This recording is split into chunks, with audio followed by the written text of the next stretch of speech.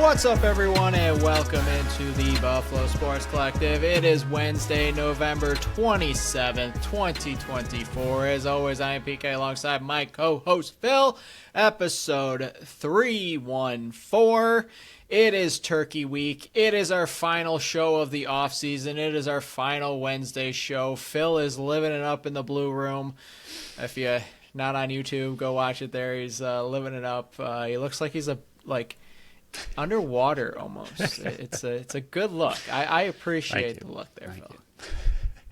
Yeah, I think I'm gonna switch it up depending on what team's doing well and mix up the background colors. I have the ability with the single light bulb, so figured why not. And the Sabres shockingly did pretty well, so we're going with Sabres blue right now. So here we are. I love it. You're advancing your little podcasting studio.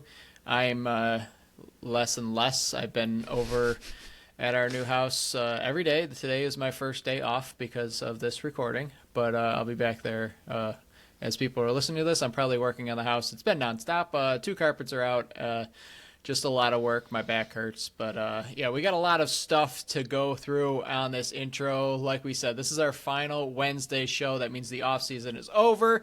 The NLL season kicks off this weekend.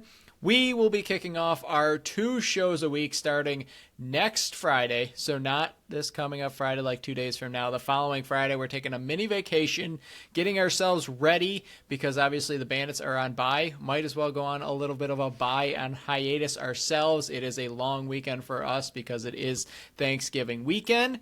So hopefully everybody is out there celebrating their family, realizing all the good things that you have out there. What did I write here, Phil, in the description? Let me see. Try to do something nice for someone this Thursday. It'll make you feel good. I promise. But yeah, it's Turkey Day, Phil. My question to you is, and we can keep this short because like I said, we got a lot of intro stuff. What is your favorite meal? You can even cheat out and say dessert, but what is your favorite meal for Turkey Day? I like most of it. The sides are the stars of the show. Yes. I think as a society, people are really speaking up towards the I think Team Sides is doing quite well. It's a very one color dinner with mashed potatoes and stuffing and turkey and rolls. Pretty much everything's tan of some sort, which is boring, but really tasty. Yeah, all about the sides this year, having the in-laws hosting them for Thanksgiving, and we're doing pot roast instead of turkey, which was fine by me, so pretty excited about that. And then, yeah, stuffing is probably my favorite, but if they are homemade, real mashed potatoes, also right up there with the stuffing.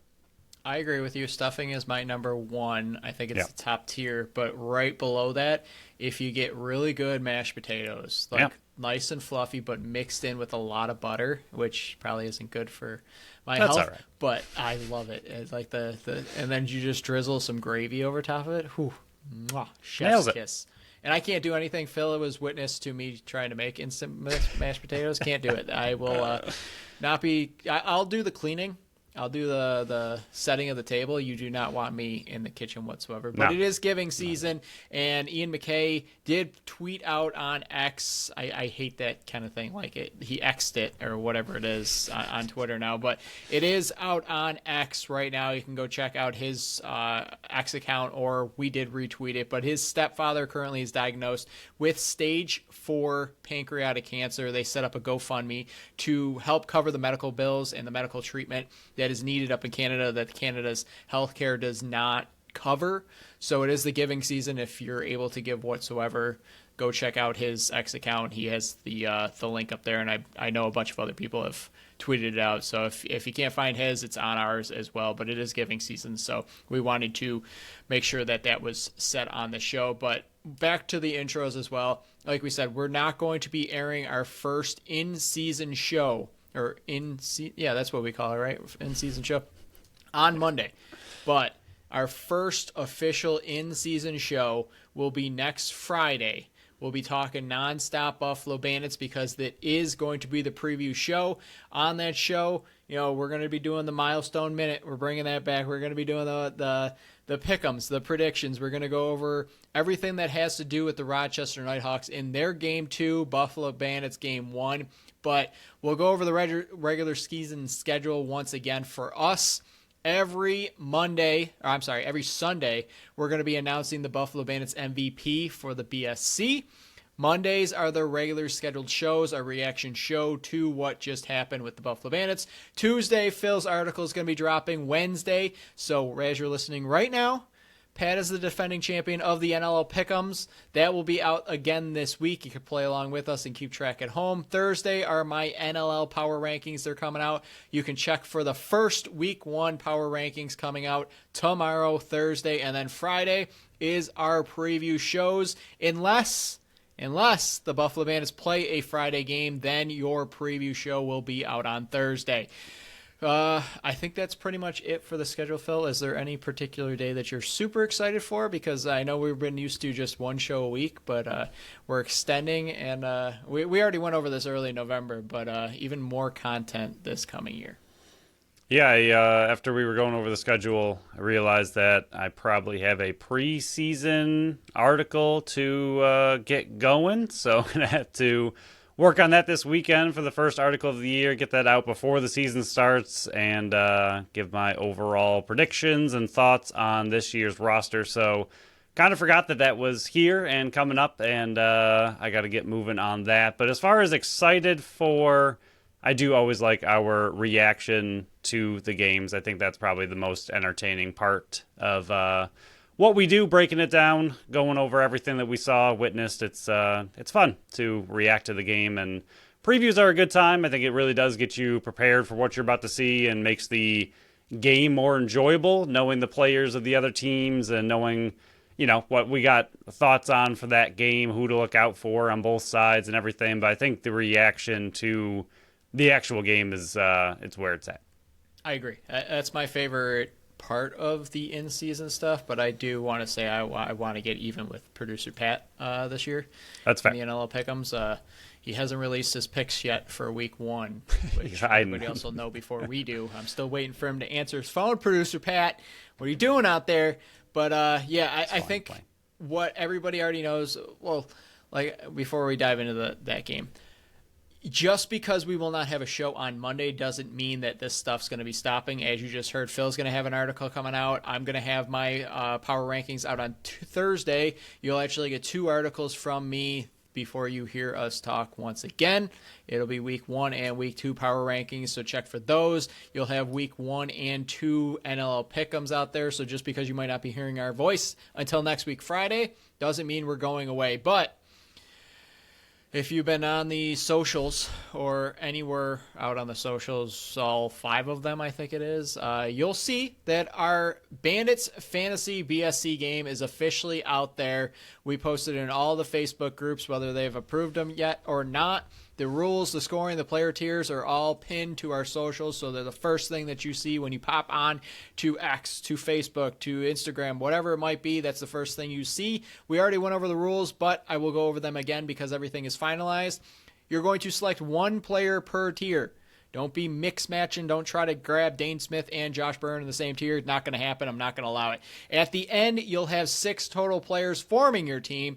After each game, your team will accumulate points based on their performance. Scores will be updated weekly on our website, buffalosportscollective.com. There will be a little tab at the top. We're still working on getting that finalized. After selecting your team, no changes can be made whatsoever. That includes if a player is hurt, a player is traded, or a player is released, you cannot make any subs. After the regular season is completed, the team with the most total points from your team, or the team with the most total points will be crowned the victorious. Man, I'm butchering this. I'm excited to get in season here. If there is a tie, we will go to the tiebreaker. That is guessing how many total goals you think the Buffalo Bandits will be scoring in the 2024-25 regular season. That will be the tiebreaker. If your team I am butchering this like crazy. Good thing that the graphics are out there, Phil. Your team needs to be submitted by next Saturday, December 7th, at 4 p.m. Eastern Standard Time. That is 3 hours before the Buffalo Bandits kick off their season. Please send your player selections. How many goals you think the Buffalo Bandits will score this season, and your name to any of the social media sites. DM us there, or you can send it to our email at buffalosportscollective@gmail.com. We'll send you a confirmation message. That way you know that you are officially entered. Any questions, let us know. But the goals are worth 3, assists are 2, loose balls are 1, block shots are 1, caused turnovers are 2, and minor penalties are -1. For bonuses, 3-goal game or a hat trick is 1 point. 4-assist game is 1. 10 loose ball game is 1. 3 caused turnovers in 1 game. 3 block shots in 1 game, or a game-winning goal, all worth 1 point. And then the practice squad points. If your player gets elevated for game day, that's 3 points. If your player gets elevated and plays in that game, it's worth 5. I'm not going to go over all the tiers, but there are 6 different tiers. You pick one player from each tier. Next show, so next Friday, Phil and I will be picking our teams live. Well, I guess pre-recorded, but live for us. And producer Pat will also be playing as well. See if you can beat the BSC boys in the first ever that we know of BSC Bandits Fantasy Game of 2024-25. Yeah, this is a info-loaded start to the episode. Yes. Very, very informative. Like we said, all this information is posted on all of our social media sites. So if you can't keep along with my stuttering of words or my misspeaking of words, you can go find it all there. It's pinned to all our social media sites. Join in on the fun. And if you're crowned victorious, there's at least one prize will be handed out depending on how many people enter. There could be multiple. But, yeah, good luck, and make sure you get everything submitted by December 7th at 4 p.m. before the Bandits. If it's in at 4:01, I'm not accepting it. I'm going to call you a loser and block you. Might not do that, but there we go. So we'll move on to the... We do have some people already submitted as well. We do. Some people are way ahead of the game, and they're already in. Yes. If you want to wait, you can wait, or don't wait, because you might forget and get everything sent in now. We're still building the database. This might be a little rough because it is, year one, and we're doing this all by hand. We don't have a software set up for this, but I'm excited for it, and I'm excited to take the crown and get myself some of our own merch. That's going to be fun. But we'll move on to the Bills here.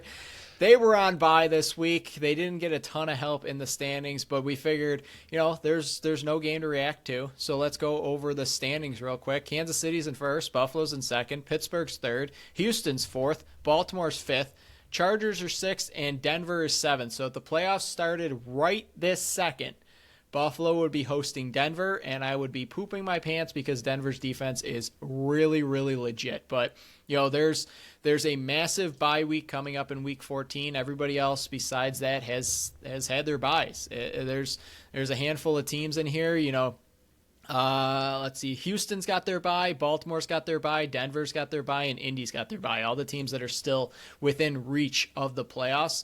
So there's a lot of implications. There's a lot of big-time games, and the next 3 games for the Buffalo Bills, at least, are big-time ones. Yeah, I think they have a real shot to clinch the AFC East super early, and then from there, it really depends on how much the Bills want to push. Obviously, I'm assuming they're going to aim and go for number 1 overall. It's not going to be easy, especially with their own schedule coming up. Detroit looking like arguably the best team, not just in the NFC, but the entire league. So we'll see how that game goes. But San Fran, honestly, this is a great time to get them. They're faltering quite a bit, and their QB situation's up in the air, even if Purdy plays. Will he be 100%? They are pushing themselves for playoffs. CMC has looked okay, but not great, and they just got shellacked by the Packers with their backup QB in. So, good time for the Bills to get in on San Fran, but the rest of the league, like you said, didn't get a lot of help this week, but I don't know, a lot of teams are interesting. Pittsburgh is probably one of the weirder ones out there. I don't know if... Pittsburgh and Denver are the 2 teams where, their offenses... Denver's offense is definitely heating up. Pittsburgh just doesn't seem to have an offense, yet they continue to win over and over and over. And, what are they really? I don't know. It's really hard to tell what and who Pittsburgh is. Houston seems to be falling miserably. The fact that the Bills didn't do that was sad. Baltimore is another team. I don't know. Yes, they won, but it was close. The Chargers look pretty good. They're also in. I don't know, just a lot of weird AFC teams. It's gonna be strange. It's gonna be a strange finish to the year. And then KC, as far as their schedule goes, the Chargers are going to be tough, especially with them trying to push really hard for playoffs. Cleveland, I don't know, Jameis Winston is just a good time. Houston, playoffs. Pittsburgh, playoffs. Denver, playoffs. So KC's got a really, really tough schedule to end their year. I mean, I know the Bills have San Fran, the Rams, and Detroit, so we'll see how those 3 games go. But there's a pretty fair shot right now that the Bills have that if they take care of business on their own end, they could end up being the number 1 overall team in the AFC. And of all years, this is the year I would not have expected to be talking about that in the slightest. Going into this year as, their big rebuild year, hopefully winning the AFC East, and we'll see what happens from there. Probably a first-round exit in the playoffs. Now they're looking pretty decent, still have plenty to clean up on their own end, but overall, the AFC is, I think, wide open and just weird. A lot of weird teams in the AFC. Yeah, I was on Talking Buffalo on Tuesday, so you can go check that out. We talked a little bit more in depth on that. But, yeah, the Miami was getting hot. They like to beat up on teams that are inferior to them. But they got Green Bay, they got Houston, San Francisco. Cleveland still got a good defense. You got the Jets twice, but if if Miami loses to Green Bay on Turkey Day, you got Buffalo that can clinch the AFC East on December 1st, which is unbelievable looking back at what our predictions were. I had them finishing 4th in first round exit, and Pat Moran on Talking Buffalo was like, do you have to adjust your expectations for them now? And I said yes. It's I'm still not at Super Bowl or bust at this point, but I believe it's AFC Championship or bust this year. If they fall short of the AFC Championship, I feel like where they're positioned now is a disappointment. And the first seed is still in grasp. I mean, Kansas City, yes, they're 10-1 right now, but because Buffalo defeated them 2 weeks ago, you have the edge over them. You have the head-to-head matchup. Las Vegas, yes, it's Las Vegas, but they're Max Crosby can light it up every once in a while. And Kansas City struggles against everybody. You got the Chargers who are going to be a tough out. Cleveland's defense looks like they're legit. And if Winston can do anything with that offense, which is already looking better than it was under Watson, which shouldn't be very hard. Houston, what Houston are you going to get? Pittsburgh and Denver are both tough outs as well because really, really good defense. So if Kansas City slips up once or twice here, Buffalo can slide right in and get that first round bye, which would be absolutely huge for them, especially if injuries pop up. But you're looking at the rest of the standings here. Yeah, I'll ask you, and I think there are 4 teams here that could really be, and I wouldn't even say 3. I'll say there's 2 teams here that could really be primed for that first round. And since it's bye, we don't really have anything to look forward to besides the 49ers, and we don't preview those games. Are you more worried about the Chargers or Denver if that first-round matchup is between one of those two? Who would you prefer to see, and who would be the ones that you would be a little bit more scared off of? That's a really, really tough one because they're built very similarly right now with pretty solid defenses and not the best offenses. But I think Denver, their offense is on the up, and the Chargers are kind of faltering a little bit. They don't have that wide receiver one. McConkey's been pretty good. Palmer's Dobbins just got there. Dobbins just went down. Huge is dropping passes left and right once again. So their offense is just not nearly what it could be. And Denver has Sutton. They have Vele. They have a lot of players that are up and coming. They have 9,000 running backs who all do the same thing, and they don't know which one's going to play each and every week. But Bo Nix is definitely on the rise. That team is looking like it's really coming together, and that defense is very scary. So with the 2 trajectories of the team right now, I would say Denver would be the one I'm more scared of. But that's the weird thing right now with the AFC is just, does anybody really scare you other than maybe Baltimore?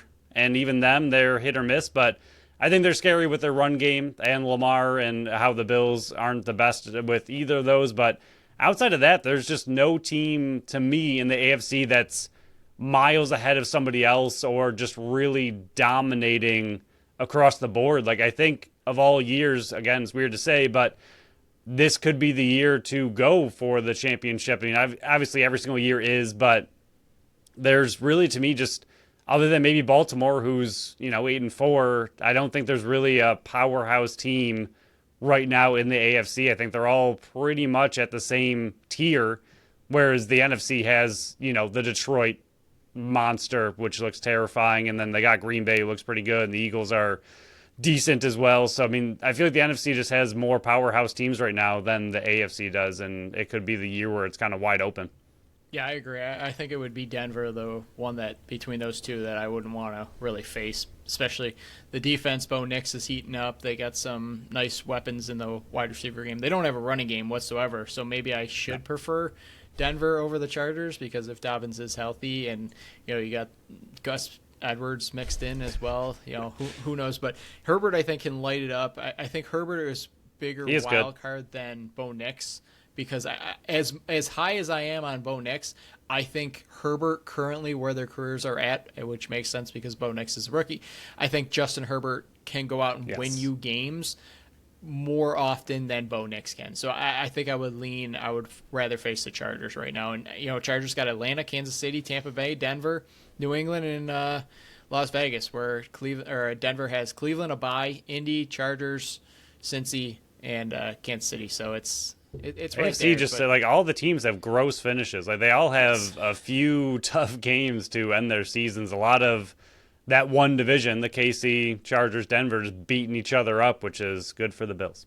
Yep. Yeah, and Pittsburgh, they got Cincinnati, Cleveland, Philly, Baltimore, Kansas City, and Cincinnati again. So nasty. Pittsburgh might be sliding back. Baltimore's got Philly, a bye, then the Giants, Pittsburgh, Houston, Cleveland. So there's no real... It's all tough. Yeah, even with Buffalo having those 3 tough games in a row, starting with San Francisco, you got the Rams in Detroit. Everybody seems like they have a tougher matchups as well with these final 6 weeks as well. But it does start Sunday Night Football versus the 49ers.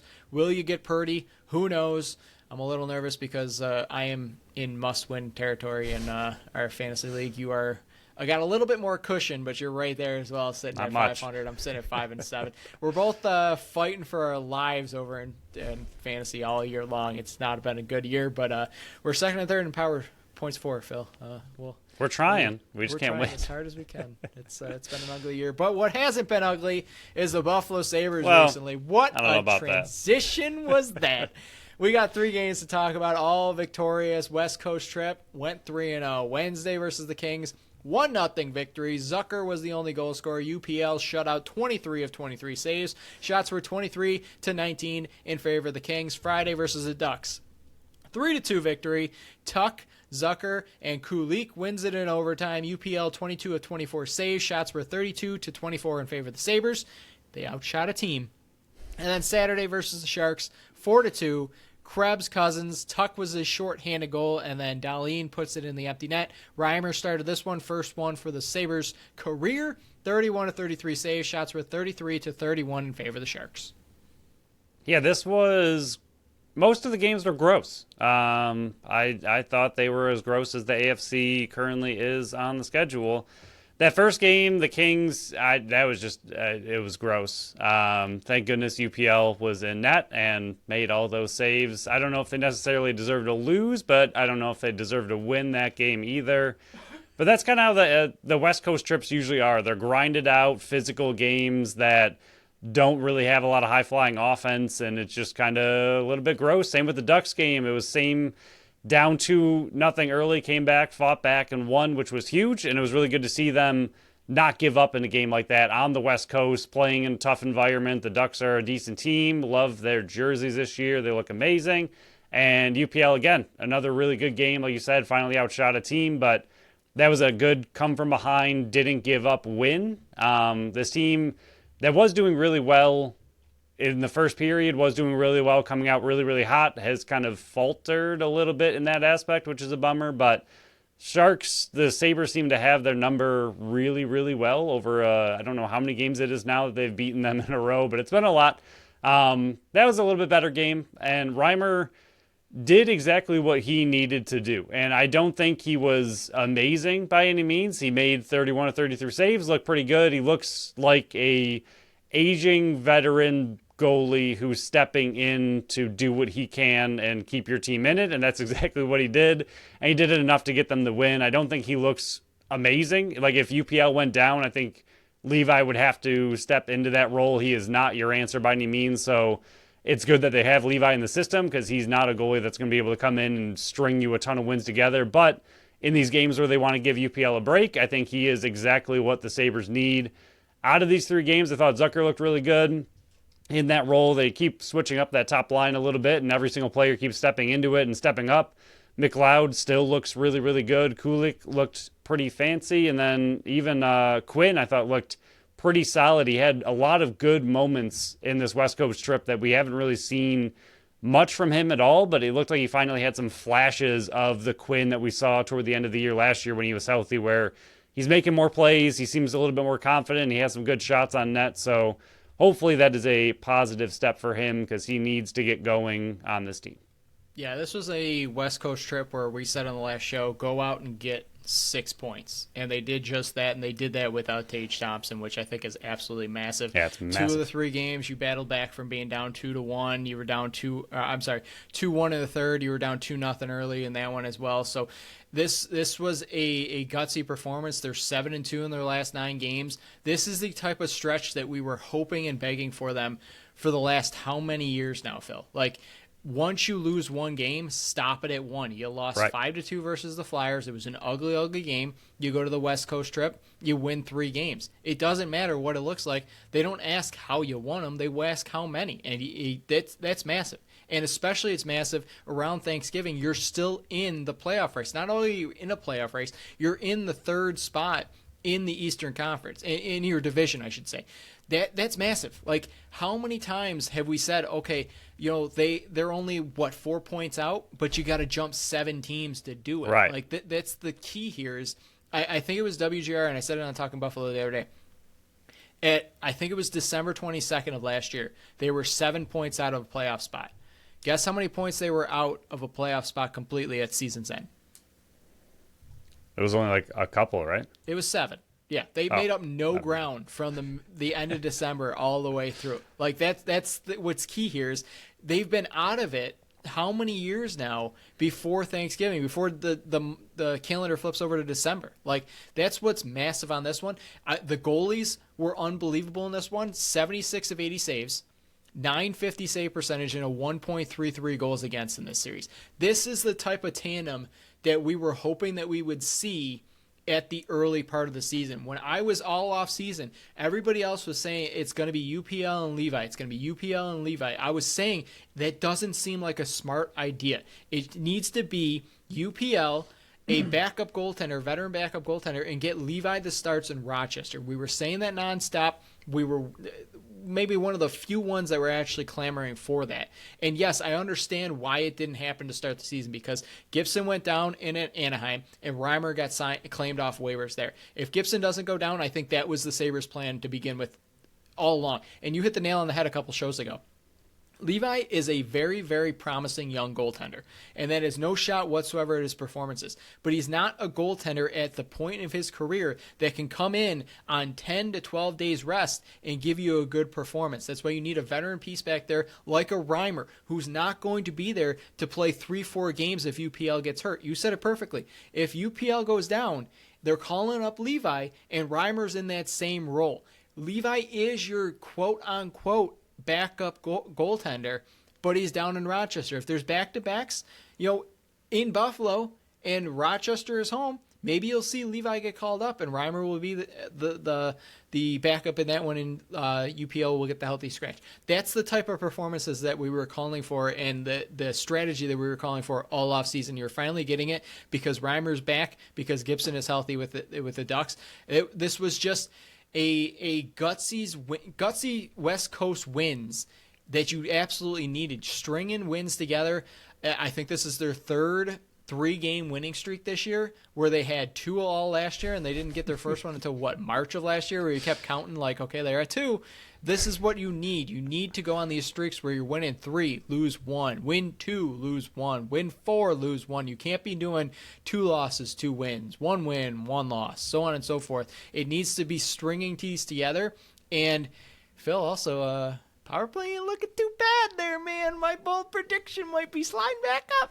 Along with UPL, my bold predictions are not out of the question, although I think I had Quinn scoring 30, so that one. He still hasn't beat a goaltender, Phil. He's got 1 goal, but he hasn't beaten a goaltender. It was an empty netter.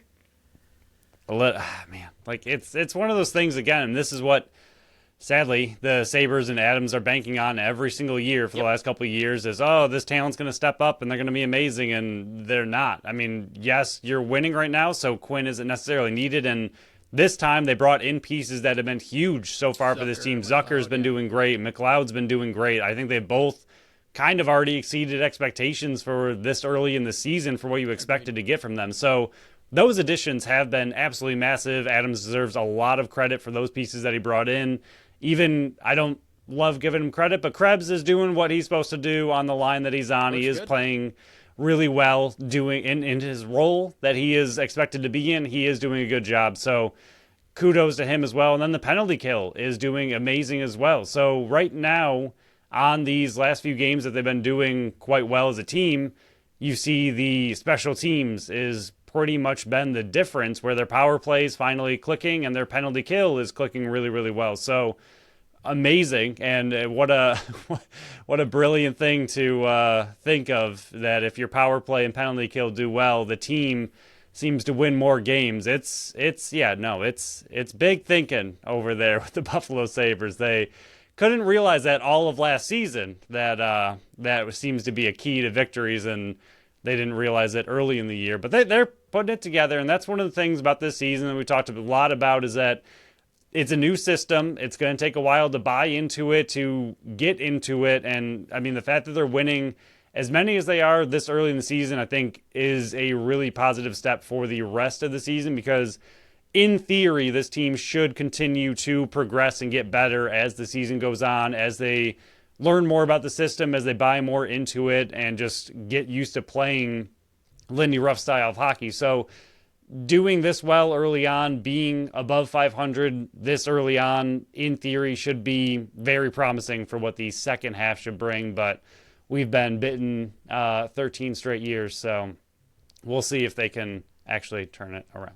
Yeah, the only other thing, I think it's a good note as well that they didn't rush Tage Thompson back. He said he probably could have went in San Jose game, but they held him out for the extra rest, and I think that's huge. Getting a fully healthy Tage Thompson back in this lineup will be massive. And last year, I don't think he was ever fully healthy when he came back, and I think you saw that in that. And going 3-0 in the West Coast trip without one of your best players is massive, and it shows, Zucker stepping up, and Tuck on the penalty kill is one of the most dangerous weapons they have. Tuck's been huge. You need Quinn to step up. You need Paterka, who hasn't scored in a while, to step up. I think it's been 6 games. Yeah, he disappeared. Quinn sounds like he's going to be out of the lineup on Wednesday, so sit him in the press box until he really figure something out. Kulik is playing well. Keep him in the lineup. So it'll be very interesting, but tough stretch coming up. And again, we won't have our next show until December 6th, which is a Friday, but they got Minnesota on Wednesday, Vancouver on Friday, Islanders Saturday. That one's always fun. Whoopee Islanders. And then Colorado on Tuesday, which I will be in attendance for. Thank you, Buffalo Bandits. But 4 games to talk about on our next show. Phil, before we dive into our final segment, the Buffalo Bandits coming up, let's go over our sponsor of this episode, Tap That Tap Room. Tap That Tap Room is at 363 Delaware Street in Tonawanda, New York. They are Buffalo's first women-owned self-pour bar, featuring 30 consistently rotating taps, offering a variety of beers, sours, ciders, seltzers, and malt beverages. Little teaser, because we're going to be talking about Bandits. The watch parties are going to be back, but we'll talk about that on the next show. Wednesday, the 27th, 7:30, Thanksgiving Eve party and Love trivia with Geeks Who Drink. Again, that starts at 7:30. Go party your little heart out before you go meet your family members, because they are closed on Thursday, so you can't meet them at That Tap Room on Thursday. But they'll reopen on Friday. Happy hours 3 to 7. The whole beer wall is discounted. Go head there, because that same night they got live music with Eric Weinholtz Trio at 8 p.m. And then Sunday they are open late because the Bills have a Sunday night football game, halftime jersey giveaway, beer specials all game.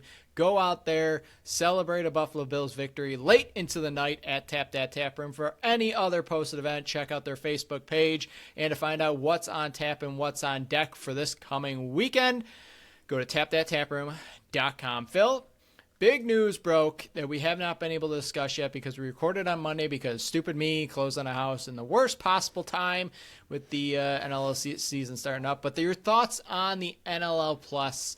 What are your thoughts on the whole idea behind it, getting a product like the NLL into homes more efficiently, a free product, but especially they're over in Europe now. There's other ways to watch this sport other than TSN and ESPN Plus.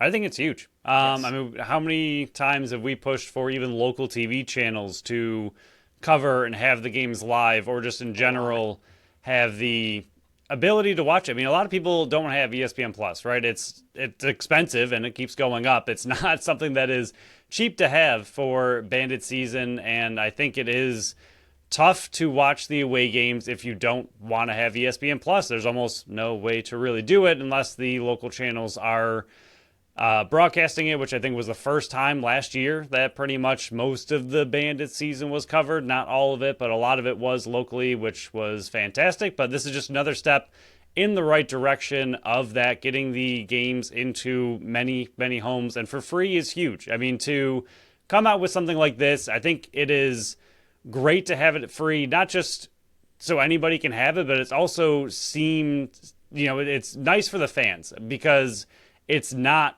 like they're right away trying to ask for money, like, oh, this league is bleeding and we need money desperately. Here's a product, please buy it. We need money. Like they're not going that route. They're saying, hey, we need to grow this game. We can do it for free. Here's this really, really big investment. Hopefully it goes well, and I hope it does go well. I think one of the big things that I saw that us and producer Pat didn't really fight about, but he's skeptical and so am I. But one of the things that are kind of lacking with the NLL is highlights, and the highlights they do have, while nice and absolutely better than nothing. I've watched the highlights of the Bandits games a million times at this point. You don't really get a lot of saves. You don't get a lot of other just kind of mixed in things. It's usually just every single goal that happens and maybe one save if you're lucky. And there's supposed to be AI highlights with the NLL Plus, so we'll see what that kind of turns into. Do they have longer highlights? Like if you go to a Bills game highlight, like sometimes the highlights on YouTube for the Bills games are like 15 minutes long, and watching every single drive pretty much build, and you get to see a lot more plays. So hopefully with something like that, we'll see more replays of just highlights with goals and saves and just a little bit more in depth there. But I think the fact that people can watch the games for free, yes, it'll be delayed. Obviously, if you want to watch it for free and don't have ESPN Plus, you'll have to go back and watch it. But if you follow the score and then want to know what happened, you can very easily watch the game for free. I think it is huge, and it's a really, really big step for the NLL to grow the game, which is what they need to be focusing on and doing. And it seems like this is a big step in the right direction. Yeah, I mean, from the start of this show, the BSC, we have said that one of the best ways to grow this sport and this amazing product is to get it in homes that typically wouldn't see it. And we saw that with ESPN Plus. We were hyped when that happened because it was a way that we were able to watch it and not have to travel for these games, or just follow the box score, or just follow on social media. Or have a really, really bad service trying to watch it. Really bad service. Yes, there's been multiple of those. But I absolutely love this. I mean, as long as the quality is good, I have zero issues with this whatsoever. Because if the quality is bad, it can have a negative effect on the league, because people that are tuning in might not like this. Linear games and games that are on the main TSN broadcast, you're not going to be able to get live in Canada, and all of U.S. citizens can't watch the live broadcast until it's over. And that's all due to ESPN having the rights of live games. But you can still watch every single game on replay for free. They have a backlog catalog already. I believe I saw a bunch of people already watching last year's finals once again. But the games are going to be streaming in Europe and Asia. I think that's massive, especially with the World Championships that just happened in Utica here. The biggest thing for me, like you've been mentioning and like a lot of people have mentioned, it's free to use. This is a massive investment from the NLL, and I think it's a good one. What is the number one thing that we always say about growing sport? Just getting this into homes. Getting this product in front of people. And I love the fact that it is free and that it's still on TSN Plus and ESPN Plus because other sports fans have those products. Other sports fans are going to stumble upon that and go, hey, what the heck is this NLL product? They're going to see the hits. They're going to see the high-flying scoring, the music in the background, and they're going to love this product. And having it in multiple areas as well, but especially an option that's free, absolutely love it. I listened to Brett Frood on the OTCB podcast with Pat Gregoire and Teddy Jenner. Teddy Jenner, fan of the show. He's been on our show twice, I believe it is. Not for a while, but I love Brett Frood's plan that he laid out. He isn't looking for just a Band-Aid quick fix. And you can hear him. I've listened to him multiple times talk on different podcasts and just in general. He's a very well thought out person, and he has steps, and it's a long thought out, but it's a step-by-step process to continue to grow the sport. Example, the app and the website. Yes, they want new, and they believe it's important, but they need the money to do that, and they don't want to set the league back while trying to do that. And I think this is one way to do it. This is an NLL six-figure investment that isn't something leagues typically do. They want to see money. If they're going to pour money into something, they want money in return. But I think in the long run, this will generate money. You're going to see the potential fans going. You're going to fall in love with the sport. Kids and those people's kids are going to start playing the sport. They're going to come to games. They're going to pick their favorite player. Then they're going to buy the merch. Then as the league continues to grow, you can incorporate a paid version to view live games and have replays for free. So I feel like this is a stepping stone. You can go to a membership service after this. This isn't just one way, and there isn't just one big fix to grow the league. It's a lot of smaller steps to do it, and I think this is a big, big step to do that. Getting this product for free, even if in the U.S. you got to watch it on replay, who cares? There's another step. How many places now, besides this show, we're completely free. You can listen to it nonstop. But there's not very many other products out there that you can view content or games or whatever it is for free. And this is one of the monster ones out there that you can consume for free, and getting into homes like that, absolutely massive for this league. And again, you might not see the growth and the revenue jump right here and right now, but in the long run, I think this is massive for this league to take that next step. And eventually, they could also just incorporate ads even to the free service, which is annoying, but it's a really easy, simple way to add a lot of money. I have Netflix with ads. I don't care. Right.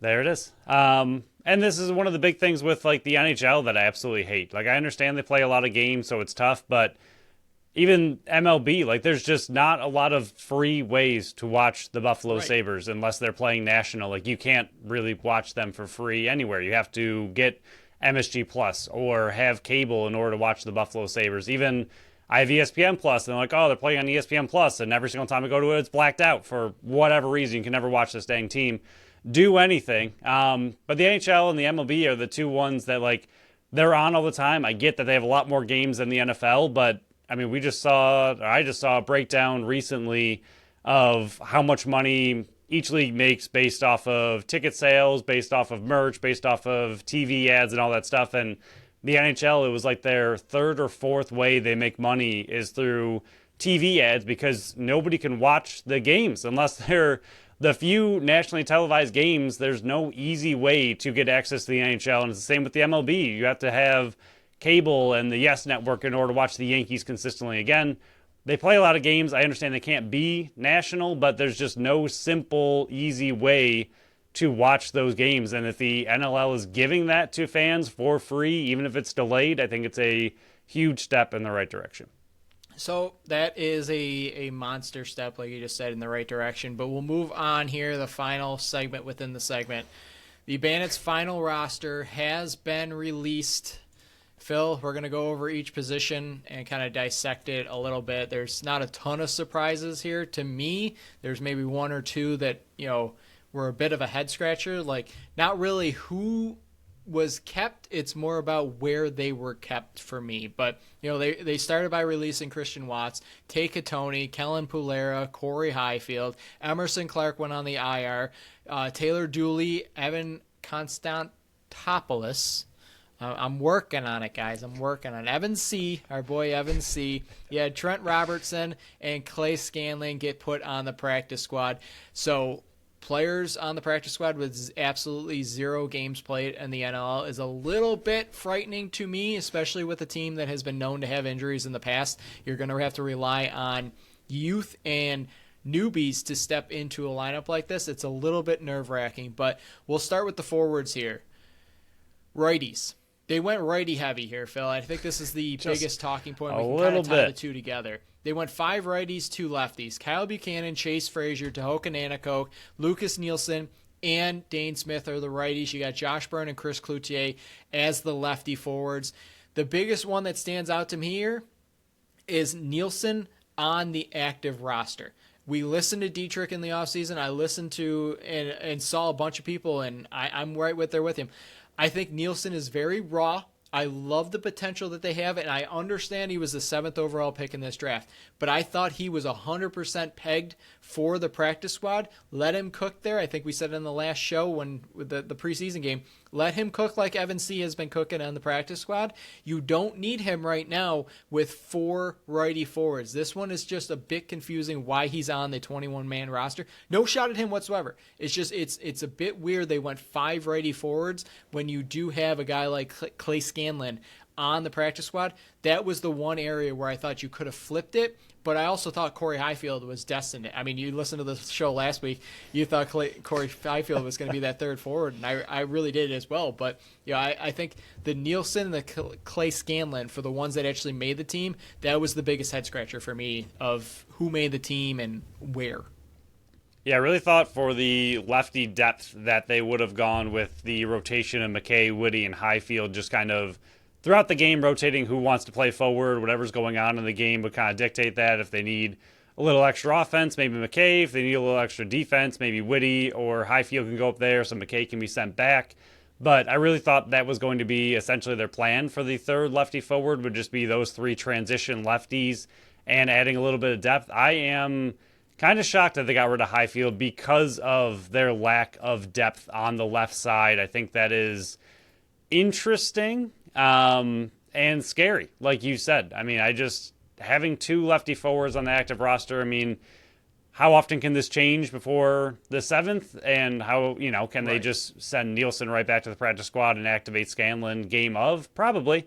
But to see this come out as what they determined is very strange to see only 2 lefty forwards, to be so heavy on the right side. And just, again, the depth is what is really concerning. Even like you said with the practice squad, there's a goalie, 2 defensemen, and 1 lefty forward, and you only have 2 lefty forwards really on the team right now. If either one of them go down, this team could be in trouble really quickly, especially because, again, I mean, yes, you have McKay to step up. Yes, you have Whitty, but I think keeping someone like Highfield, I mean, if he doesn't get signed elsewhere, then obviously they can just sign him if there's ever a big injury and just, add him right back to the team. But I think it's very interesting to have that kind of weak lefty depth on the team, especially considering that's been the talking point of the entire offseason, has been the lefty forwards. And then even in the draft, they went out and got a righty forward, which, again, for the future, I love. Buchanan could be his last season. You need somebody else to step into that role. I do like getting a forward with their first pick. I think they need to add some youth to their forwards. They don't really have a lot of it. They have it mainly on defense, but not adding lefties in any kind of capacity other than Whitty in the offseason and losing Highfield was just interesting to see how that'll all play out during the season. Yeah, what you said about there's still a lot of time before their first game kind of hit the nail on the head. I think there could be another move being in the works or another idea, because it would just be for a franchise and an organization like the Buffalo Bandits who have game plans, steps ahead of a lot of other teams in the league. And again, I'm not trying to be biased whatsoever, but they've been known, and they're 2-time defending champions for a reason. Who am I to really question it? But to me, it's just, if your idea is to have Nielsen as the healthy scratch, which is perfectly fine. If he's the healthy scratch for the rest of the season, whatever. But if your plan is to run Ian McKay and Thomas Whitty out the front door instead of the back door, it just takes away one of their best aspects it takes away their best ability, especially Ian McKay, who was just voted by the NLL. I think it was coaches and GMs that voted for it.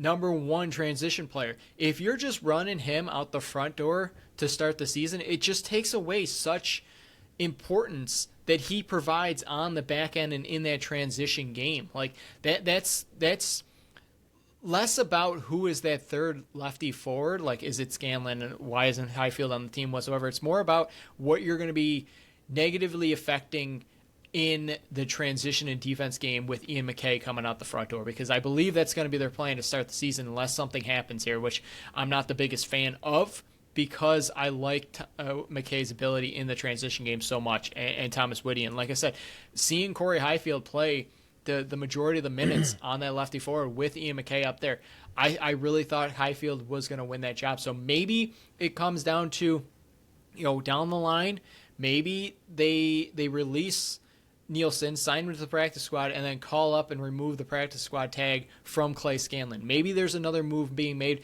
Maybe one of these players has a nicked up injury. We just saw with Toronto where we were saying, hey, TD Erlin's out for a while here, but he was on the active squad. Then on Tuesday, they just put him on the IR and finagled more stuff. So maybe that's down the line. Maybe there's an injury that we don't know about, and Corey Highfield's right back into it. I have no idea. There's still another week and a half to go here, but it's a little bit concerning to me just going in with, on the roster, 3 lefty forwards. It's a little bit concerning, even if one of them is Clay Scanlon, who has never played a game in the NLL right now.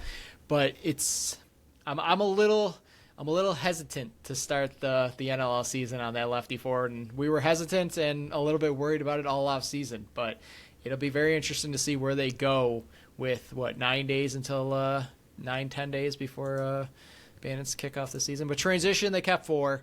Connor Farrell, Ian McKay, Thomas Whitty, and Matt Spanger. No real shockers there, kind of always expected. And Matt Spanger in the offseason was a little bit question mark, but once he signed so early, even before free agency opened, we were like, okay. And then trading for Thomas Whitty, Connor Farrell's the face-off man. They didn't really try to bring in any competition for that, even though our boy just got cut from Halifax. I'm blanking on his last name. I'll find it in a second. But 4 transition players, which is kind of 3 if you're going to be running Ian McKay out the front door.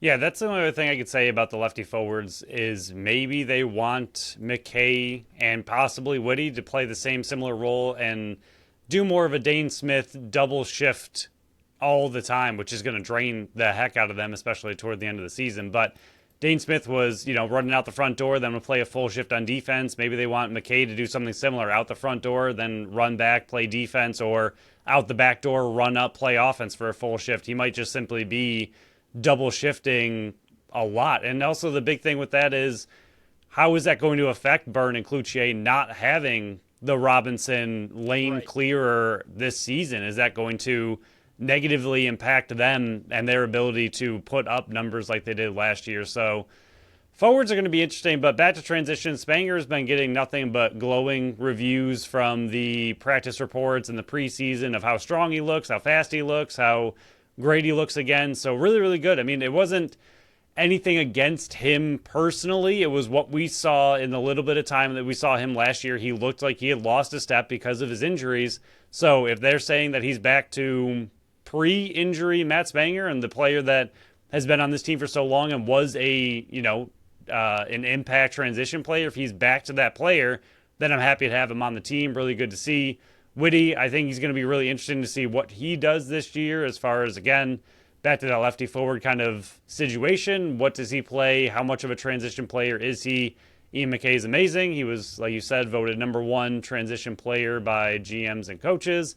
And then Farrell, like you said, you saw him getting better and better, not only last season, but also in the preseason. You said he was looking pretty good.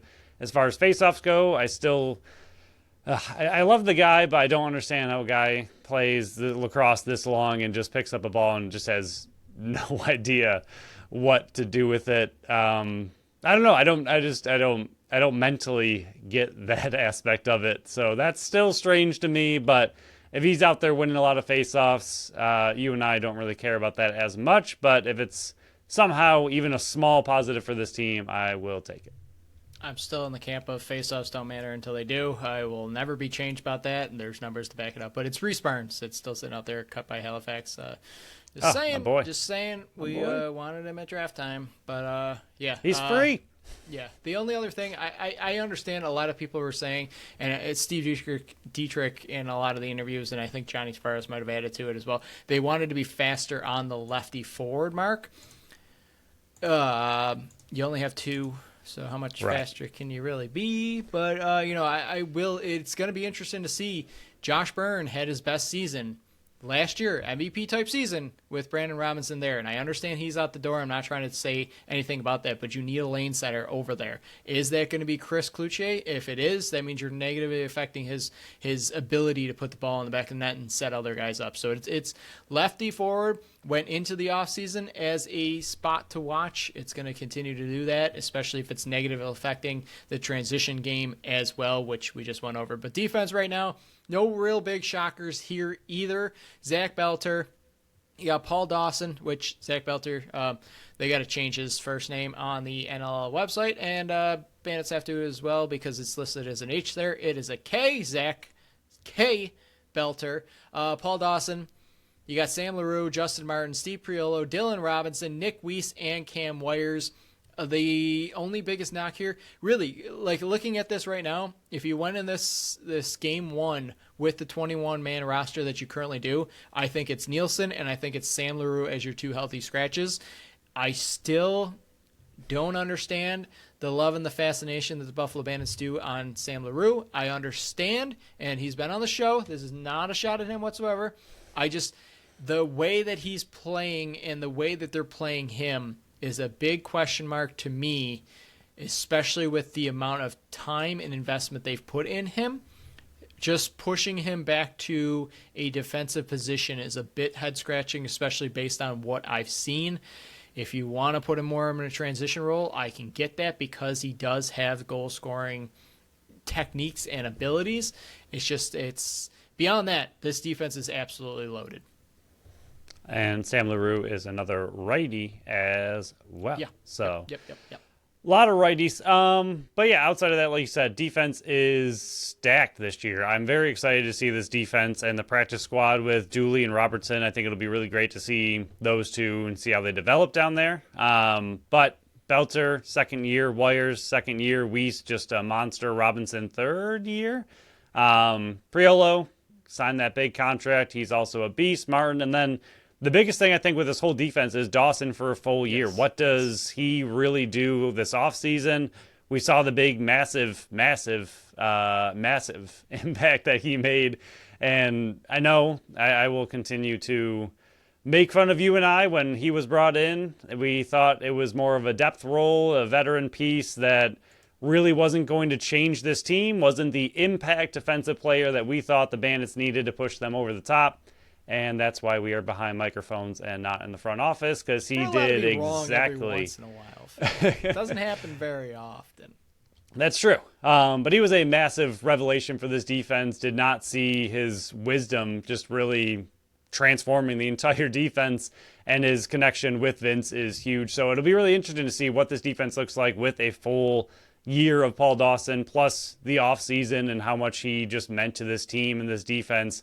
I'm really excited to see the impact that he has. Plus, again, you got your rookies headed into their sophomore years. They were both much better in the second half of the year, as rookies tend to do. So now with that and a full offseason, really excited to see what this entire defense looks like. But they're going to be scary. This is, I think you and I sometimes we're too close to the Bandits to, we look at all these other teams and all these other names, and I think we get kind of lost in the other names and we don't kind of look at how deep the Bandits defense is because we talk about these names and see these names, 24/7. So we don't really look at it as much from an outside perspective, where this team should be really, really good on defense. And I'm very excited. And like we said last year and what you said, I think last episode with the block shots and the way they play power play or penalty kill defense, I think the block shots are going to be through the roof this year, so it should be a really good one. But their defense looks stacked and has youth and a good blend of youth and veteran abilities. So we'll move on to goalies. Matt Vince is between the pipes again. I think he knew all along, and he just wanted all my deals from the Mad Manny Minute. Ridiculous. Selfish Matt Vince. Just absolutely selfish. Has he called upon you for any of those yet? He has not yet. And his people need to call my people to be in connection for me to start doing these things. So I think his people are his kids, though, and Buffalo Sports Collective. They're working on the phones. They're using the toy phone, and it's just not connecting quite as well. His kid was out on the warm-ups in the first preseason I did game. See that. I don't know the kid's age, but, man, he has better skills with a lacrosse stick than I do, and it kind of makes sense because his dad's Matt Vince. But, yeah. But Matt Vince between the pipes, set it, forget it. That's pretty much all. And then you got Steve Orleman, who we really liked in his limited time last year behind Matt Vince. And that's one of those other things. I don't want to see anybody saying, hey, what's life without Matt Vince next year? And maybe we should give Steve Orleman or Evan C. some time. Can it? Because I'm just going to block you anytime I see that kind of talk, because you're witnessing, like we've said it with Dane Smith and Josh Byrne, that I wish I knew what the good times were when I was living it. You're living the good times right now with the players that you have. You're witnessing one of, if not the greatest NLL player or lacrosse player who's ever put on a uniform in this league in Matt Vince. Stop trying to push him out the door. Stop looking towards the future when the future is now. You're looking for a three-peat. You're not looking for who's going to be the netminder when Matt Vince decides to hang it up. With what he is capable of, he could be playing another 10 years. So I'm tired of thinking about life without Matt Vince right now. Not going to happen this year, so just deal with it. Matt Vince, if he lets one in, squeaker, guess what? He's going to make up for it with an unbelievable save down the road. Yes, he was a little bit slow to start, and yes, he did get injured last year, but guess what happened in the playoffs? He turned it up and became Mad Invincible once again. But absolutely love it, and I think the knowledge that Steve Orleman's going to have with a second full season behind Matt Vince, that's stuff that you can't discredit with, when his time comes, if his time does come to lead the pack here, and I just talked to myself nonstop about not saying this kind of stuff, but if his time does come, and even say like Matt Vince does get injured or something like that, God forbid, knock on wood, but it's that invaluable experience that he has from the Anthony Cosbos, from especially Matt Vince, that you cannot take for granted and you cannot discredit whatsoever about what he's learning, and especially Evan C., who's sitting on the practice squad, those lessons that you're learning from a guy like Matt Vince. Yeah.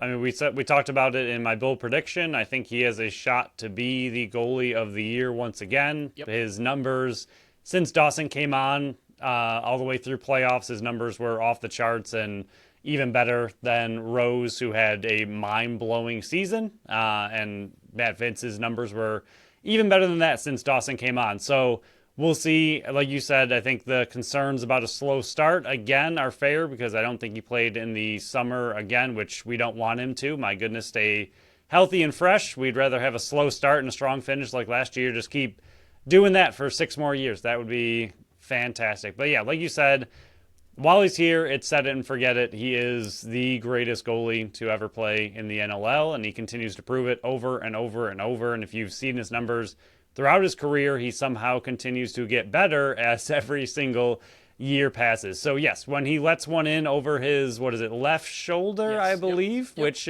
he's going to multiple times. But when he does, he will make up for it with some monster save after that. So let the man play. He's amazing. You've been to 4 straight finals, not just because of him, but with him, and a large part of it is because of him. And you've won 2 straight, also large partly because of him. So enjoy it while you got it. Matt Vince is amazing. And like you said, Orleman continues to learn, and the one game he did have by himself last year, he looked really good. And if there's any bench minors, I'm going to yell at him for letting somebody out of the box too early. That's very true. Yeah, he's got to hold I think we did your flag line. that last year. It was either him or Shanahan that we flagged last year. Like, just shut the door. Don't let any extra guys on. But yeah, well, the practice squad, we already kind of went over it. Evan C., Taylor Dooley. We got Trent Robertson and Clay Scanlon. I think you're going to see a lot more Clay Scanlon. You're going to hear me butcher his name so often this year. It's not that hard to say, but I'm still going to butcher it. But I think Trent Robertson, I mentioned him after the preseason game. I was very excited to see him, and I said he was one of those bubble guys. I love that he was able to earn a spot on the practice squad, and especially because he was a second-round pick. We said nonstop, you can't just waste these second-round picks on guys that might not make the roster. He did enough to make this practice squad, and I absolutely love what he's going to be able to do in any opportunity that he might come up. Like, you're still going to have to fight for your spot because you still got, Corey Highfield's out there. You got Emerson Clark on the IR. Bryce Sweeting might be coming back sometime in March. So you still got to fight to keep your spot in the practice squad. But I really like the limited fashion that I saw from him in the first preseason game. And he is a big boy at 6'4", 225. So another one of their big-time defensemen. And if somebody does go down with all the injuries we saw, yes, he's a rookie. Yes, again, same with Wires last year. They really did not want to put him right out there, but he was forced to go out there and learn from his rookie mistakes over and over and over. And by the second half, he was great. Hopefully Robertson or Dooley don't have to worry about that. But if you do have any injuries on defense, those are players that can step right in. Yes, they're going to struggle at first. That's fine, the rookies, but at least you have that youth behind there. Again, talked about it when we talked about the defense. I think they have a really good blend of youth and veteran 100%. Just combination right now. And that's what Dietrich talks about all the time, that, yeah, it's great to have these veterans and it's great to go after a championship, but you always have to kind of keep an eye on the future and get the youth in there. And I think right now their defense is as blended as you could possibly be with the youth uprising and then the veteran stalwarts that have been there forever. Absolutely love it. And the practice squad looks good. Like you said, lefty forward, the more and more we talked about it, is very concerning. And again, no shot at Scanlon, but that is your depth lefty forward.